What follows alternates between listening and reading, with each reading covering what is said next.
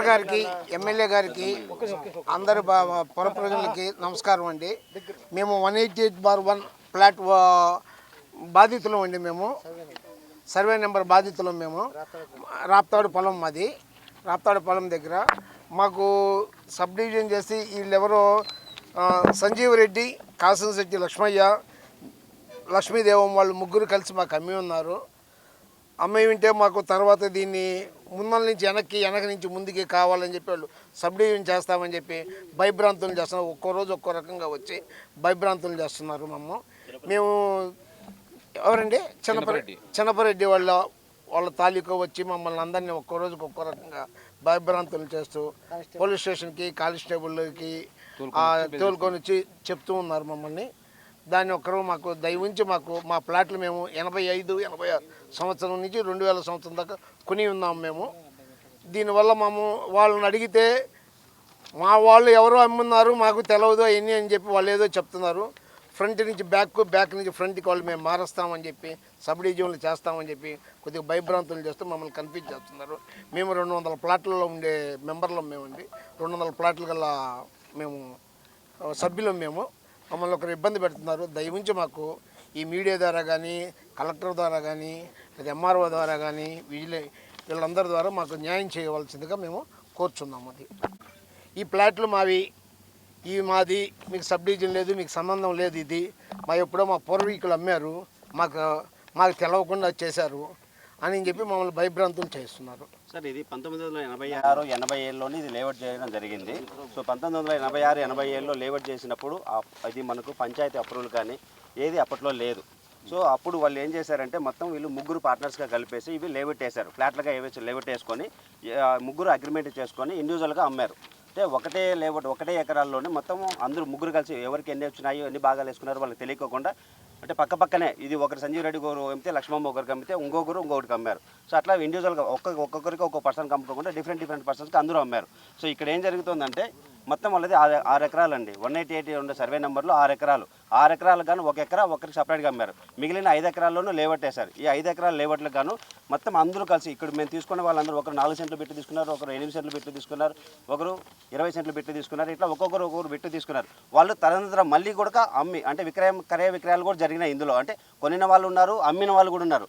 So దీంట్లో ఏంటంటే ముఖ్యంగా వీళ్ళు ఫస్ట్ అమ్మిన వాళ్ళు వచ్చేసి సంజీవ్ రెడ్డి, కాసిం లక్ష్మయ్య, లక్ష్మీదేవమ్మ వాళ్ళు. సో వీళ్ళు అయితే సంజీవ్ రెడ్డి ప్రజెంట్ ఉన్నారు, కాసిం లక్ష్మయ్యను, లక్ష్మీదేవమ్మ వాళ్ళు లేరు. సో వాళ్ళు చనిపోయిన వాళ్ళు ఆలోచించుకొని ఇప్పుడు మొదటికి వచ్చి సంజీవ్ రెడ్డి వాళ్ళ సంబంధికులు వచ్చి ఈ ఫ్లాట్లు మొత్తం మాది, ఈ భూమి మేము అమ్మలేదు, మాకు వాళ్ళకి సంబంధం లేదు అని ఇప్పుడు మా దగ్గరకు వచ్చి ఈ భూమి మాది, ఇప్పుడు ఇక్కడ కులాయప్ప గారని మనకి ఇల్లు కడుతున్నారు. ఆ ఇంటికాడికి ప్రతిసారి వచ్చి పోలీసు వాళ్ళని పిలుచుకొని వచ్చి ఇల్లు కట్టద్దని ఆపేసి నిలిపివేస్తున్నారు ప్రతిసారి. సో ఇక నేను కులాయప్ప గారు కూడా ఆయన ఏదో చిన్న కారు పని చేసుకుంటూ ఉన్నాడు. సో అట్లాగే మేము కూడా ఇట్లా పక్కన హాస్పిటల్లో క్లర్క్గా వర్క్ చేసుకుంటున్నాం. అట్లా అందరూ ఇండివిజువల్గా సన్నకారు వాళ్ళమే దగ్గర డబ్బులు చిన్న డబ్బులు పోగేసుకొని స్థలం కొనుక్కోండి. అందరూ 4 స్థలం 5 సెంట్లు కొనుగోలు. ఇప్పుడు ఆయన లోన్ పెట్టుకొని ఇల్లు కట్టుకుంటాడు. ఇల్లు ఆల్మోస్ట్ కంప్లీట్ అయ్యే పొజిషన్లోకి వచ్చిన తర్వాత ఆయన నిలిపేస్తున్నారు. ప్రతిరోజు ఆయన భయపడుతున్నాడు. ఆయన వృత్తి చాకలి వాళ్ళండి. ఆయనకు ఎవరికి ఏం చేయాలో చదువుకోలేదు, చాలా ఇబ్బందులు పడుతున్నాడు. సో మేమందరం ఆయనకు సపోర్ట్ ఉండాలి. మావి స్థలాలు ఉన్నాయి కాబట్టి ఆయన కోసం మేమందరం ఇక్కడ నిలబడినాం. మీకు మీడియా వాళ్ళందరినీ మేము కోరుతున్నాము, మాకు దయచేసి దీనికి న్యాయం చేయవలసిందిగా కోరుతున్నామండి. ధన్యవాదాలు. సార్, ఇది మేము కొనిన భూమి వచ్చేసి 1986లో ఉండే భూమిని మేము రీసెంట్గా కొన్నాం sir. Last 2 years back Kullayappa అన్న పర్సన్ మేము ఇద్దరం కొన్నాం. సో అంటే మాకు 86 తర్వాత ఇద్దరు చేతులు మారిన తర్వాత 3వ వ్యక్తి నుంచి మేము తీసుకున్నాం. అంటే ముగ్గురు లీగల్ డాక్యుమెంట్ తీసుకున్న ప్రకారం ఇప్పుడు లీగల్ డాక్యుమెంట్ అంటే 25 ఏళ్ళు లీగల్ డాక్యుమెంట్ కరెక్ట్గా ఉంటే భూమి చెల్లుతుంది ఎవరికైనా కానీ.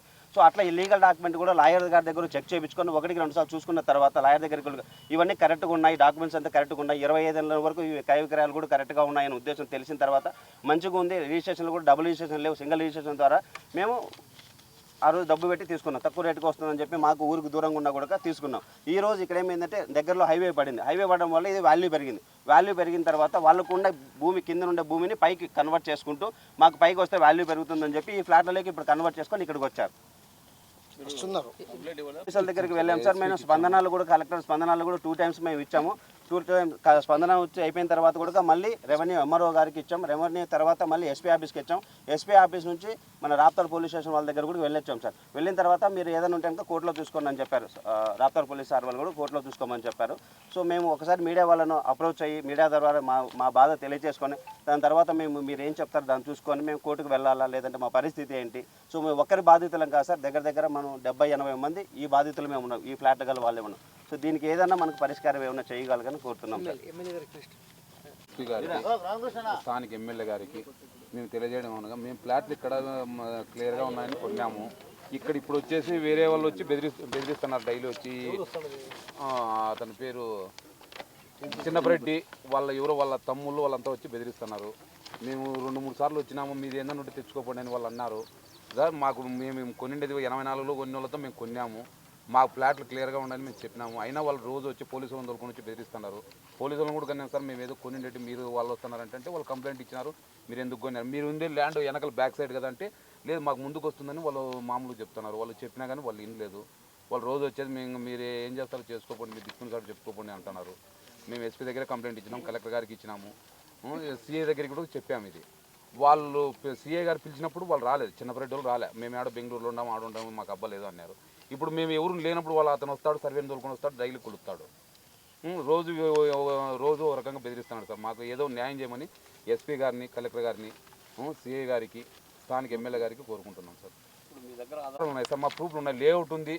ఇది ఇక్కడ ఏమంటే ఫ్లాట్ అప్పుడు మాకు దీని లేఅవుట్ ఇలే 84లో లేదు కదా సార్. ఇప్పుడు 84 ప్రకారం లెక్కసరం పోతే అప్పుడు మొత్తం ఆ టౌన్ అంతా ఉండవు సార్, ఫ్లాట్లే ఉండవు. అప్రూవల్ అప్పుడు 84లో ఎక్కడే కానీ లేవు సార్. 84లో అప్రూవల్ లేవు. లేకపోతే ఇప్పుడు అప్రూవల్ కావాలంటే ఎట్లా వస్తుంది సార్? 84లో వేసిండేటివి ఇప్పుడు 2026 ఎన్ని ఏళ్ళు అవుతుంది? 30 ఏళ్ళ నుంచి అప్రూవల్. ఇప్పుడు ఏదో ఈనాడు 2000 సంవత్సరం నుంచి అప్రూవల్ పెట్టినారు. అంతకుముందు 84లో లేవు కదా. లేకోకుండా వాళ్ళు అప్రూవల్ కావాలంటే ఎట్లా వస్తాయి సార్? ఇప్పుడు వీళ్ళు ఏమంటారు, మీరు అప్రూవల్ తెచ్చుకోవాలి, మీకు ఫ్లాట్ చెల్లవని వీళ్ళు వీఆర్ఓలు వీళ్ళు వచ్చి బెదిరిస్తున్నారు. సర్వేలు కూడా మీరు ఏమంటున్నారు, మీకు అప్రూవల్ లేవు, మీకు చెల్లవు అది అని అంటారు. ఇప్పుడు కొన్నింటి ఒరిజినల్ జినే కొన్నింటి మీకు చెల్లవంటే ఇంకో డూప్లికేట్ చెల్లుతాయి సార్ మాకు. మేము ఎవరిని అడగలం, మేము ఎవరి దగ్గర పోవాలా?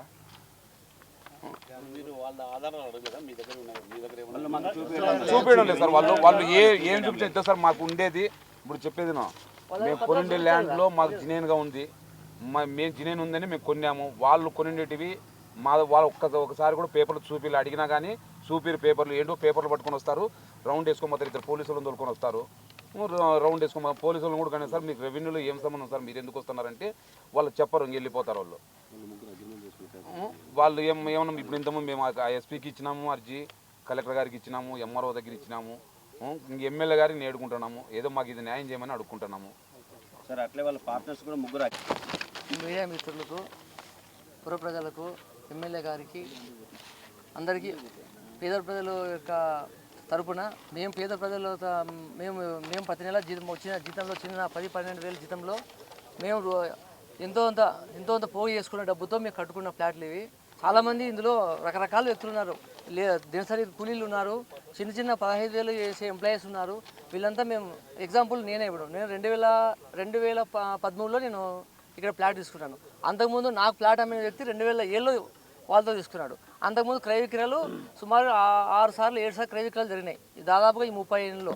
1986లో చేసినప్పుడు, ఆ రోజు లేఅవుట్ చేసినప్పుడు 5 ఎకరాలు అమ్మినారు లేఅవుట్ చేసి. ఇందులో ముగ్గురు భాగస్వాములు వాళ్ళు లేఅవుట్ చేసి అమ్మిన తర్వాత ఇన్ని సంవత్సరాల్లో క్రయ విక్రయాలు జరిగినాయి. అప్పట్లో అప్రూవల్స్ అనేది లేవు సాధారణంగా, ఇక్కడే కాదు చుట్టుపక్కల ఎక్కడా లేవు అప్రూవల్స్. ఇది కామన్ విషయం. ఇది తెలియకుండా ఊరికి ఆ చిన్న పాయింట్ సాంకేతిక కారణం చెప్పి అది ఇది అని చెప్పేసి ఊరి తిమ్మిని చేసి వాళ్ళు ఉన్న ఈ 5 ఎకరాలు అమ్మింటే లేఅవుట్లో రోడ్డుకు దగ్గరలో ఉన్న ఫ్లాట్లన్నీ అమ్మేసినారు ఆ రోజు. ఎందుకంటే దగ్గరలో ఉంటేనే కనీసం తీసుకుంటారేమో అనేసి 20-30 ఏళ్ళ క్రితం ఆ విధంగా అమ్మేసి, మళ్ళీ ఇప్పుడు హైవే పడిందనేసి ఇప్పుడు రోడ్డుకి ఇప్పుడు బాగా డిమాండ్ పెరిగిందనేసి మాది ఇక్కడ వస్తుంది, మీ ఫ్లాట్లు ఏదో అమ్మినామో ఏమో తెలియదు మాకు, మా ఫ్లాట్లు ముందుంటాయి, మీ వెనక్కుంటాయి, ఇంకా అంతా కూడా మాదే సబ్ డివిజను అది ఇది అని చెప్పేసి దీని అంతా గందరగోళం చేసి దీంట్లో కొన్ని వ్యవస్థలను మేనేజ్ చేసుకొని ఖచ్చితంగా ఇందులో వ్యవస్థలు మేనేజ్ చేసినారు. డిపార్ట్మెంట్లో ఇన్వాల్వ్ అయినాయి. ఆ డిపార్ట్మెంట్లో కొంతమంది సస్పెండ్ కూడా అయినారు. కొంతమంది ఎంఆర్ఓ డిపార్ట్మెంట్లో ఒకరు సస్పెండ్ అయ్యారు. పోలీస్ డిపార్ట్మెంట్లో కూడా ఒక ఆయన సస్పెండ్ కూడా అయినాడు. ఆయన కూడా వీళ్ళందరూ కలిపి మేనేజ్ చేసుకొని వచ్చారు. అప్పుడు కూడా పోలీసులు ఇంతకుముందు కూడా ఈ లేఅవుట్లో ఇక్కడ కుల్లాయప్ప అనే వ్యక్తి చిన్న చిన్న పని చేసుకుంటూ బతికే ఆయన పాపం ఆయన కట్టుకుంటున్న ఇల్లు ఆయనకు ఎన్నోసార్లు వచ్చి బెదిరించారు, కానిస్టేబుల్ పంపించారు ఇక్కడికి, ఎందుకో ఏం చేస్తున్నారో అది ఇది అనేసి. ఇది కరెక్ట్ కాదు. ఇది పోలీస్ డిపార్ట్మెంటు సివిల్ పంచాయతీల్లో తలదూర్చకూడదు. ఇక్కడ ఎవరైనా గొడవపడి చేసుకుంటేనే వాళ్ళు రావాలి, ఇటుకి వాళ్ళకి వచ్చే అవసరం లేదు. వాళ్ళకి సెటిల్మెంట్లు పంచాయతీలు పొలిటీషియన్లు జరగాల్సింది. ఏమున్నా సరే డిపార్ట్మెంట్లు చేయాలా, ఎంఆర్ఓ డిపార్ట్మెంట్ కానీ కలెక్టర్ కానీ మార్జిన్ ఇచ్చినాం, వాళ్ళు పరిష్కరించాలా. వాళ్ళ తరపున వాళ్ళు మా తరపున వాళ్ళు వాళ్ళ డాక్యుమెంట్లు చూడాలా, మా డాక్యుమెంట్లు చూడాలా. డాక్యుమెంట్లు చూసి నువ్వు క్లారిఫై చేసుకోకుండా ఊరికినే ఏదో వచ్చి ఊరినే అట్లా అది ఇది ఇట్లా లేదు అట్లా లేదంటే ఏమది. డాక్యుమెంట్ చూడాలి, డాక్యుమెంట్ చూడాలా. అప్రూవల్స్ అనేది ఇదిగోండి, ఇదిగో ముగ్గురు, ఇదిగోండి సంజీవ్ రెడ్డి, చెన్నారెడ్డి, సంజీవ్ రెడ్డి, కాసంశెట్టి లక్ష్మయ్య, లక్ష్మీదేవమ్మ, వీళ్ళు ముగ్గురు ఓనర్లు, వాళ్ళు భాగస్వాములు. వాళ్ళు క్రయ విక్రయాలని జరిపిన జీపీ పవర్ ఇచ్చేసినారు, కొంతమందికి జీపీ పవర్ ఇచ్చి అమ్మినారు. అప్పుడంతా కళ్ళు మూసుకున్నారు, అన్ని కలిసి చేసినాక ఇందులో 2 భాగస్వాములు చనిపోయారు. దాన్ని అడ్వాంటేజ్గా తీసుకొని ఏదో ఒకటి చిన్న చిన్న లూపాల్స్ ఒట్టిగానే తీసుకొని అట్లా ఇది అది ఇది అనేసి మాయ చేసి వ్యవస్థలు మేనేజ్ చేసి ఊరినే అట్లా ఏదో గద్దల్లా వచ్చి వాలిపోయి మా యొక్క పేదల కడుపు కొట్టడానికి ప్రయత్నిస్తున్న ఈ శక్తులను నేను దయచేసి సునీతమ్మ గారికి మరీ నమస్కరిస్తాను. ఎందుకంటే పరిటాల మహానుభావుడైన పరిటాల రవి గారు ఇట్లా పేదవాళ్ళ జోలికి ఏ రోజు పోలేదని మహానుభావుడు. ఆయన ఎప్పుడు పేదవాళ్ళ పక్షాన నుండి పెద్దవాళ్ళకి కూడా మాట్లాడి ఎంతోమంది పేదలకు చేసిన మహానుభావుడు. అటువంటి ఆమె సునీతమ్మ కూడా వాళ్ళ కుటుంబానికి చెందిన వ్యక్తి. ఆమె మాకు బాగా న్యాయం చేస్తారని, ఎవరన్నా శక్తులు ఇన్వాల్వ్మెంట్ అయితే వాళ్ళని ఆరికట్టి పేదలకు న్యాయం చేస్తారని మాకు పూర్తి నమ్మకం ఉంది. సునీతమ్మ మీద పూర్తి నమ్మకం ఉంది. దయచేసి సునీతమ్మ గారు మీరు మాకు న్యాయం చేయండి. ఇందులో అంత పేద సామాన్య ప్రజానీకం ఉన్నారు. దయచేసి మీరు అర్థం చేసుకోండి. కావాలంటే మీరు ఎంక్వైరీ చేయించండి, లీగల్గా చూడండి, అన్నీ చెక్ చేయించి న్యాయం చేయండి మాకు కావాలంటే.